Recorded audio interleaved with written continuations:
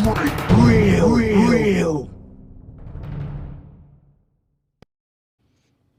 Welcome to Straight Real, where I give it to you straight. I'm your host, King J.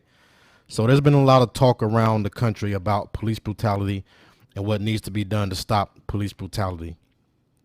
So when it comes to police brutality and police abuse, I think there are three major things that need to be done, as I see it from my perspective. I think the first thing is, number one, the police in the community have to look like the community and be from the community.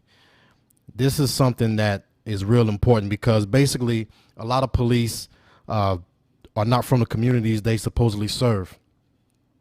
And that's a root cause of police brutality, in my view anyway. So it has to be a situation where the police are part of the community and they actually know the people in the community. Because if not, you're going to have a bunch of strangers walking around trying to police people that they don't even know. And policing should be a local exercise. It should be something where people grew up with you and they know who you are and you know who they are. So, and I think this leads to a lot of the cruelty and a lot of the lack of empathy and lack of compassion that we see from the police when they encounter a lot of people in inner cities, because they're not from those communities and they don't know the people in those communities. So I think that's the first thing that needs to happen. Number two, there needs to be a dialogue between the police department and the people in the community.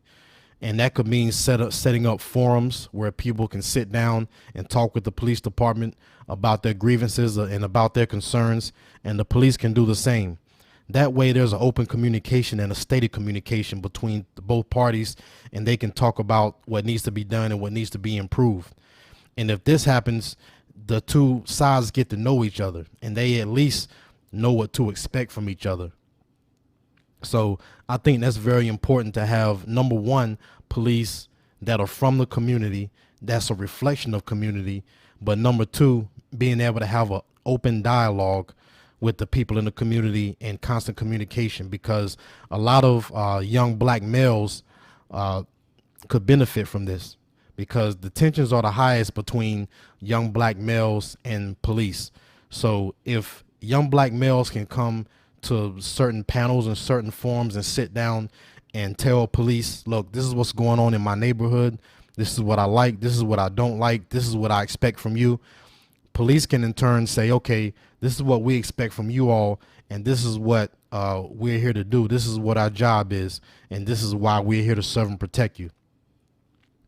Number three, I think what needs to be done is there needs to be complete transparency.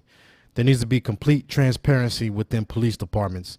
And what I mean by that is police need to be open about their training, what they're supposed to do when they stop us, what we should do when we're stopped. And we should know exactly how police are trained and what they're told to do when they encounter people in inner cities or elsewhere. And I think a lot of these training manuals that police go by should be completely transparent. Now, I'm not saying that they should tell us how they investigate crimes, but they should tell us how they're trained, so we'll know what to expect when we're pulled over or we're encountered by the police. That way, we know exactly what the police are thinking. Because if we don't have an understanding about where they're coming from and what they're trained to do, we may or may not do the right thing. Now, there are a lot of cases around the country, especially the last few cases, where the victim did do the right thing and they were still killed by the police. Those are the police that need to be prosecuted. But if we have young black males in their community, they need to know exactly what police are trained to do. They need to know what to expect so they can say, okay, I know this is how police are trained, so let me act accordingly. Also, I don't think it will hurt if police and other law professionals got together and taught people the law, taught them their rights, and held little classes, hold courses where people can learn the law, learn how to look up the law, learn what laws are in your state.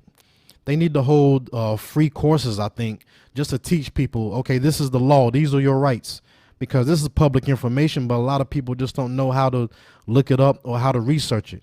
So I think a good way to help people learn what the law is for them to teach them the law. And that's, to me, that's part of being a public servant. Teach people what their rights are. And I think being more transparent is helpful, rather than being less transparent. With the law that just passed in North Carolina by Governor Pat McCrory, he's making things, or the legislature is making things less transparent when we need to be going in the other direction. Teach people the Constitution, hold little seminars where you teach people small things about the law that they may not know. Educate people. If you're really a public servant, then train people on what you know about the law and educate them more so that they'll be more informed. I think that's part of a public servant's job, is to educate people, because that's something we just don't see from police forces.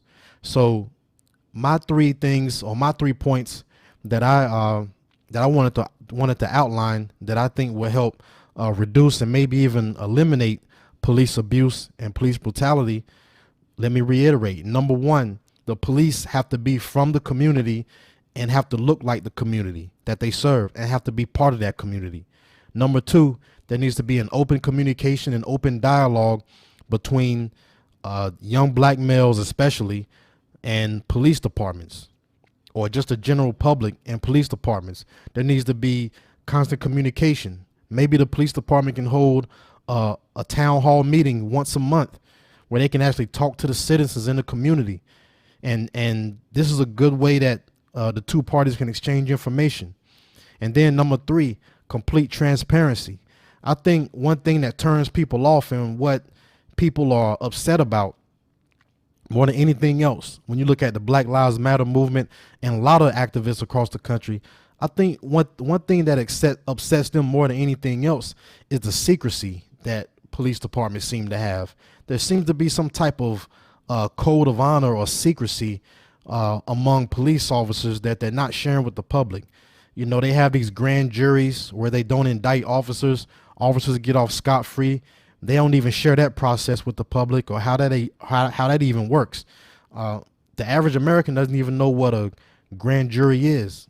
The average American doesn't even know what indictment is. Teach the people what this process is so they'll better understand it.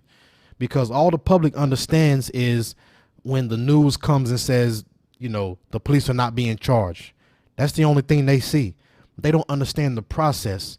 So teach people the process so they'll understand it better, and they'll have a better understanding of why they come to these conclusions, even though I believe a lot of these conclusions are not really justified. So this is what I think needs to be done if people want to reduce or eliminate police brutality in America. Now, this won't solve all of our problems, but I think it's a good start. But post your comments and let me know what you think, or if you have anything to add to the conversation as far as anything else that might help, let me know. But until next time, peace.